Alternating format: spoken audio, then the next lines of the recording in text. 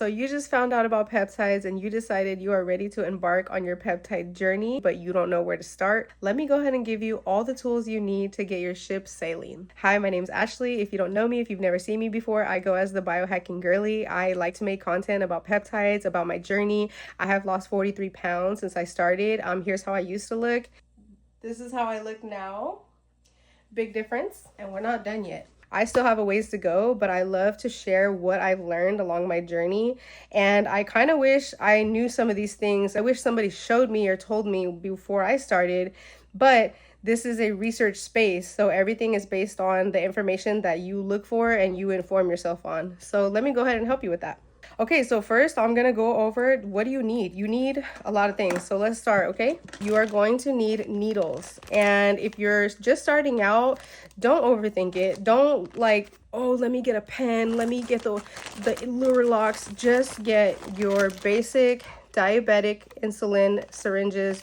These are 31 gauge. This is how they look. Very simple, 100 units. You can get the 50 units, you can get the 100 units. I just like to get the 100 units because I can do like a full milliliter if I want to. By the way, 100 units is 1 milliliter. Now, these I don't recommend for mixing, for reconstituting, because it's just not, the needle is not long enough to reach that far into the vial. And also, these can, like I said, this can only hold 1 milliliter, and sometimes you need to reconstitute with more than that. So what I recommend for mixing, get yourself a bigger one. This is a 3 milliliter syringe. It is a lot bigger. The needle head is a lot bigger. This one is a 27 gauge. The gauge is not as important for mixing, but this is a 3 milliliter. As you can see, it's gonna hold a lot more volume. Like, I don't know if you can tell, the body is a lot thicker. So I use this for mixing and this for injecting. The next thing you should get, or at least I recommend it, is something to open up your vials, because after a while it gets kind of hard to snap the tops off of those things. And trust me, you're gonna wish you had something like this. It makes it so much easier, more convenient to just pop the top off. Think of it like opening a bottle of beer. You're literally just gonna boop like that. Okay, next, get you a sharps container. Whether you want to use your old protein container, you want to use your laundry tub container, whatever you want to do, that's your prerogative. I kind of like getting an actual sharps container. I got this for free from novocare.com. You can go on their website. Actually, just type into Google, because people have been having a hard time finding the link. Type into Google Novo free sharps container, and they'll pull up the website where you can put your information, or you can buy one. You can go on Amazon and buy them. It's up to you. Like I said, a lot of people don't think it's necessary to spend money on these things. You can just use an old laundry tub or like a protein container, whatever is like sturdy to hold your sharps, because this is a biohazard. Once you have a used needle, it's a biohazard. And I mean, it depends on your local laws. I can't just throw mine in the trash. It's against the law. So do whatever is allowed in your county, in your local vicinity. But I just recommend getting a sharps container, especially if you have children in your home. You don't want your sharps to just be somewhere where they can, you know, put their hands in and then they're getting poked with your stuff. All right, the next thing you need, really, really important, you need alcohol wipes. You need alcohol wipes because you need to sanitize the tops of your stuff. I can't express how important it is to sterilize the tops of your vials before you draw up. And you should also be using a separate new clean one to sanitize the area that you're about to inject in, because, I mean, it's self-explanatory. I don't gotta explain why. It needs to be wiped with a alcohol wipe. These are pretty cheap. I get these from Costco, like a big pack for like $5. So get you some wipes. Now you want to make sure you're using a peptide calculator. Peptide calculator is not something you want to skip, okay? You can either Google one, you can use the app. There's a peptide calculator app. You can go to primepeptides.com and scroll all the way down and look for their free peptide calculator. There's another one, I'll put it on the screen because I can't think of the name right now, but there's a guy named Jay something. He made one that's like super user friendly. It has pictures and everything. It literally shows you how to, like, what your needle will look like when you have your dose. Use a peptide calculator, please. Okay, so the next things that you need are optional, but I recommend them. Get you a notebook, okay, guys? Like, log your journey. These are all the peptides that I have researched with since last April or May when I started this journey. And for each one, I have the day that I started. Hold on, let me get to because this first part is literally like me just writing down what they are and what they do and how you're supposed to cycle them. But write down the day you started, how much, what did you feel, like what were your side effects, was it successful, how long did you take it for, like when did you start, when did you stop, how much did you weigh when you started, like anything you can think of, write it down, because once you get so far in this rabbit hole, you are gonna lose track. If you're just trying to do things by memory, I have to write stuff down. All right, so notebook, or you can use like your notes on your phone, anything that's going to help you keep track. You just want to stay organized because there's a lot of different peptides, and once you learn about one, you're going to want to try the other one, and then you got to make sure that can you even run those together? Are they going to be counterproductive? Can they be cycled together at the same time? Things like that. Okay, so another thing that you don't really need, but it's super cute and super convenient, some vial caps. So these go on top of your vial to protect it, to keep it from, you know, dirt getting in there. And also they're just cute, like they're aesthetically pleasing. I really like the ones from VialGuard. This is not a sponsored partnership, but because look, they're flexible. I've gotten other 3D caps from people who make them, no shade, but they've broken because they're not flexible. So the ones from VialGuard are flexible and I just like them, and they're really cute, like neon colors. If you're into that thing, I am. All right, so next thing you want to do is get you a case. You want to get cases. You don't have to, but again, they're super cute. Some cases, vial caps. You want to keep your stuff away from light because light degrades the quality of your peptides, and it just helps keep it have like a longer life, I guess. These are my amino blends. These are not peptides. These don't need to be refrigerated, and actually it's better if you don't refrigerate them because they can crystallize. But yeah, some cases. It doesn't have to be a 3D case. It can be you know, like those zipper ones that, you know, people with diabetes use to keep their insulin in. You can get those on Amazon. Whatever you want to do, whatever's your vibe. I honestly have too many cases. Like I got crazy with it. I got like custom ones, different colors. I got ones with my name in them, like just doing the absolute most because I just fell so far down this rabbit hole. Brings me to my next point. You need bacteriostatic water, okay? This is a mandatory step. You can't just not have bacteriostatic water. You need it to reconstitute. Now, if you want to use the one you get from your vendor, I trust this one because it's from Ion. Ion tests for, they test their bacteriostatic water. If you want to trust the one you get from your gray vendor, that's your prerogative. I'm not telling you not to or whatever. Personally, I use Hospira. Hospira is what they use in hospitals. I know it's not going to do me dirty. I know it's not going to come out and, you know, mess up my peptides. I just know it's quality I can count on. And make sure you don't get the fake one because there are people out here selling fake Hospira, guys. And the real one will have a label like this, like it's black and it has the date. Bacteriostatic water technically is good for 28 days after you open it. So make sure you write the date on it. However, there are people that use it longer, including me, and that's your discretion, but it's supposed to be like 28 days after you open it. And you want to keep it in a cool, dark place, not somewhere where it's exposed to heat, not somewhere where it's exposed to light. And when your peptides are reconstituted, meaning they're already, you made them into a liquid because you mixed them already, they need to go in your fridge. So make sure if you have space in your fridge, preferably the back of your fridge, because if you keep it closer to the door, every time you open and close that door, you're letting like air in, and it just, also if you have kids, put it out of reach of them because they're going to see this stuff. They're going to be like, what's this? I personally don't have any kids in my home, but I do have like a whole separate mini fridge for my stash because that's how far in the hole I am. I have a whole mini fridge dedicated to my peptides. My freezer's full, and I have my Hydro Peaks.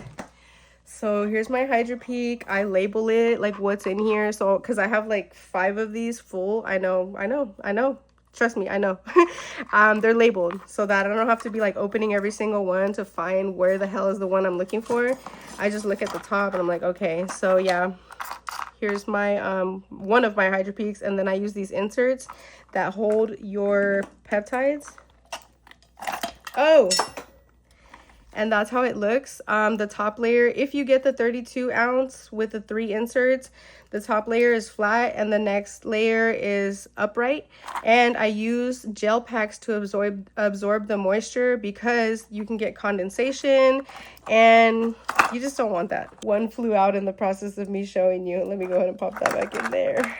These can be found at TJ Maxx. I forgot where else. TJ Maxx, Marshalls, like those kind of stores. They are kind of hard to find. I do go hunting for them every now and then, and I do free giveaways. They're not expensive. They're like 15 bucks. If you can find them on Amazon, grab them.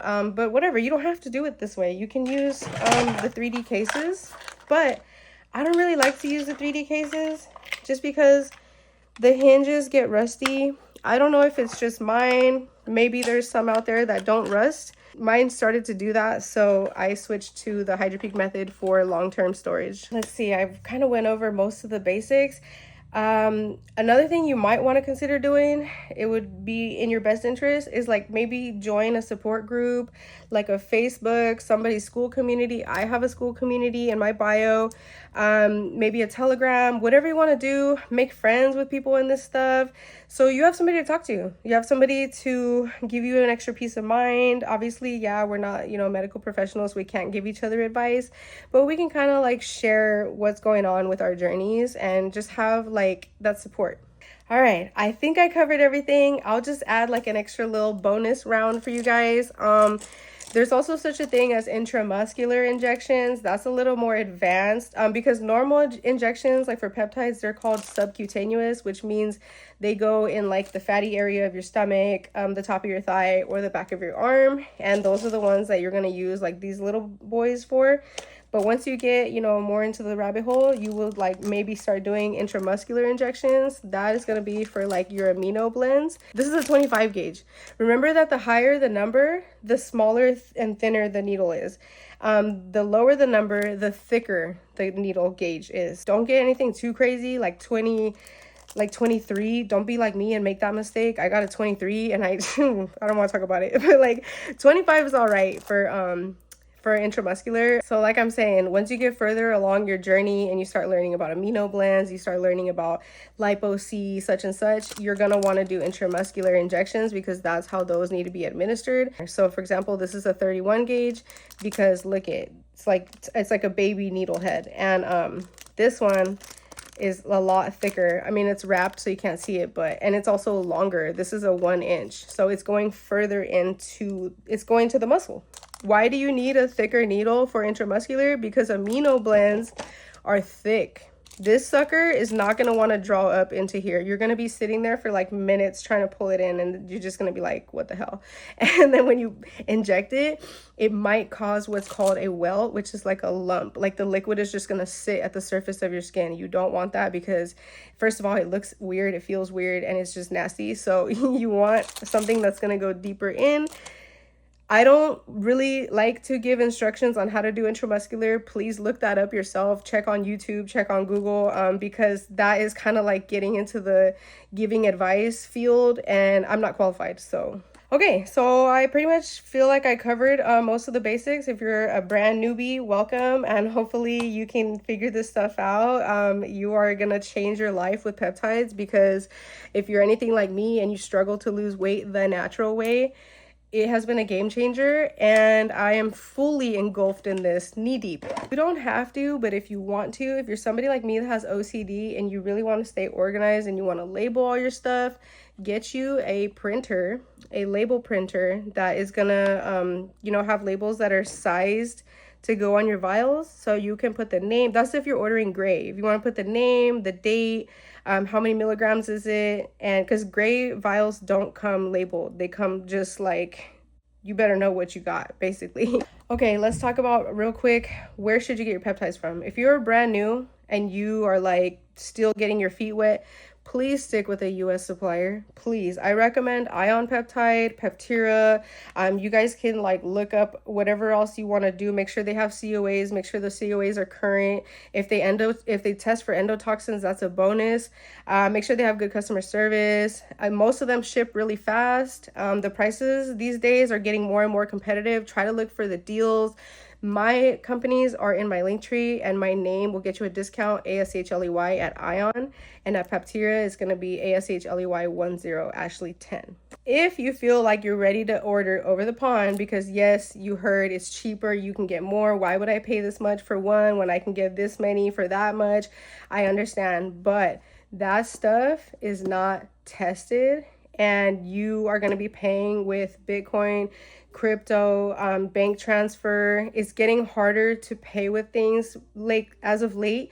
If you're lucky, you'll find a vendor that does take PayPal or like Alibaba. Those are, you know, a little bit easier to use because you can just put your credit card information.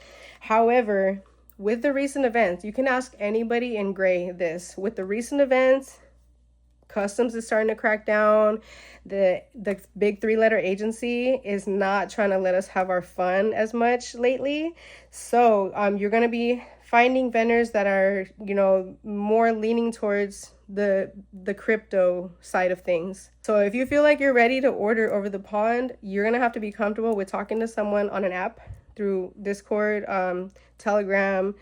You're not going to see their face. You're just going to hope and trust that they are saying what they are saying is true and real, and you're actually going to receive your stuff.